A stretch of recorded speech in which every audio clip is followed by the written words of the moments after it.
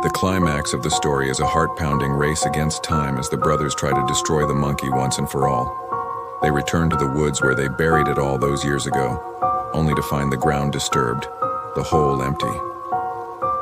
The monkey is waiting for them, its cymbals clanging in the darkness. What follows is a night of terror as the brothers confront the curse head-on, battling not just the monkey but their own fears and regrets.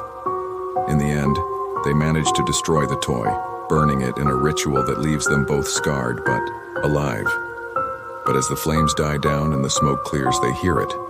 The faint, unmistakable sound of cymbals echoing in the distance. The curse, it seems, is far from over. So what's the takeaway from this chilling tale? It's a story about the past and how it always finds a way to catch up with us.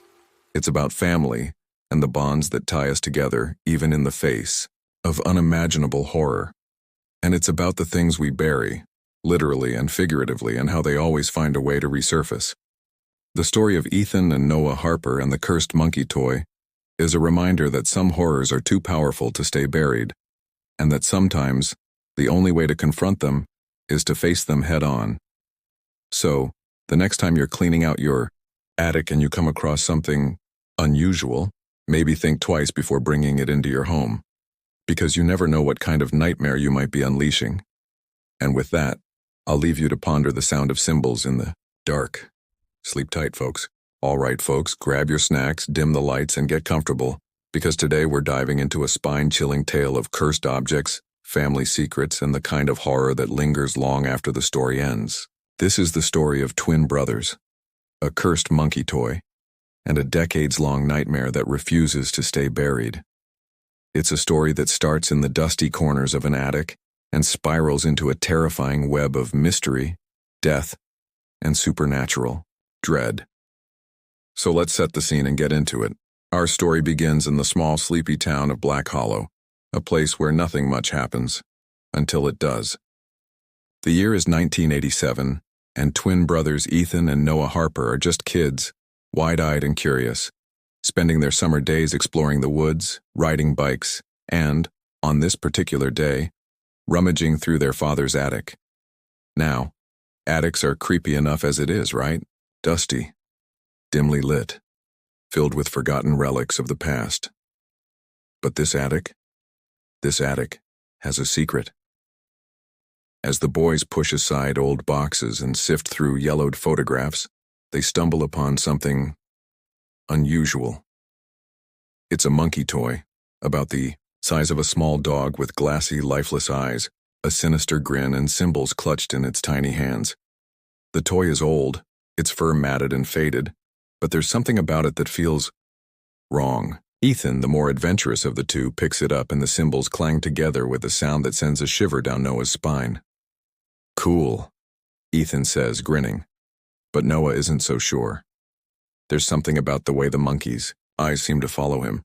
Something about the way the air in the attic suddenly feels heavier, colder. But Ethan insists on keeping it, and so the monkey finds a new home in their bedroom. At first it's just a toy. A weird, creepy toy, sure, but nothing more. But then, strange things start happening. The boys wake up in the middle of the night, to the sound of the cymbals clanging, even though the toy is sitting motionless on the shelf. Objects in their room move on their own. Shadows seem to stretch and twist in ways that defy logic. And then, the deaths begin. It starts with their neighbor's dog, found lifeless in the backyard, its eyes wide with terror. Then their elderly teacher dies suddenly, her face frozen in a mask of fear. Each death is followed by the sound of cymbals, faint but unmistakable, echoing in the distance. The boys are terrified, but their father, a stoic man with a haunted past, refuses to believe their stories.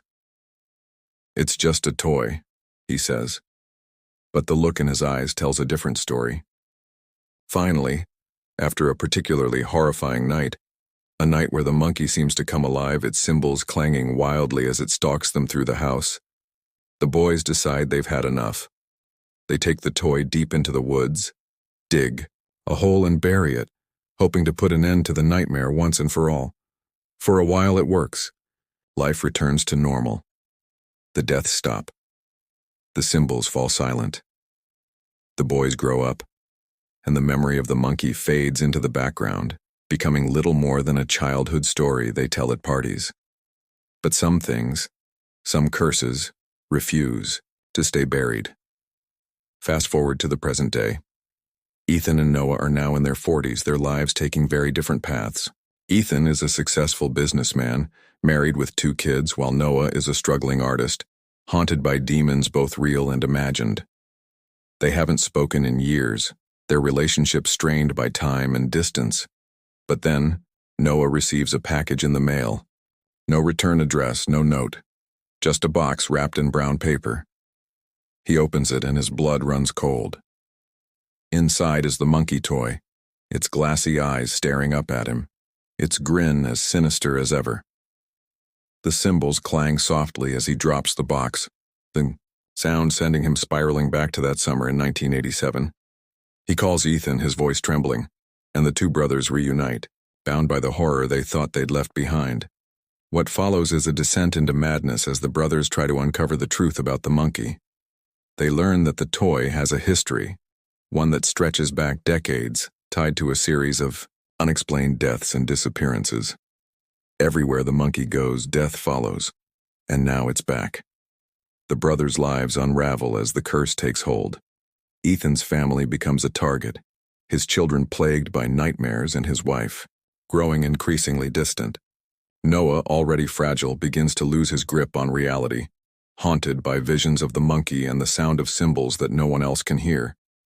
Together, they dig deeper, uncovering a dark family secret, a secret their father took to his grave. The monkey, it turns out, is no ordinary toy.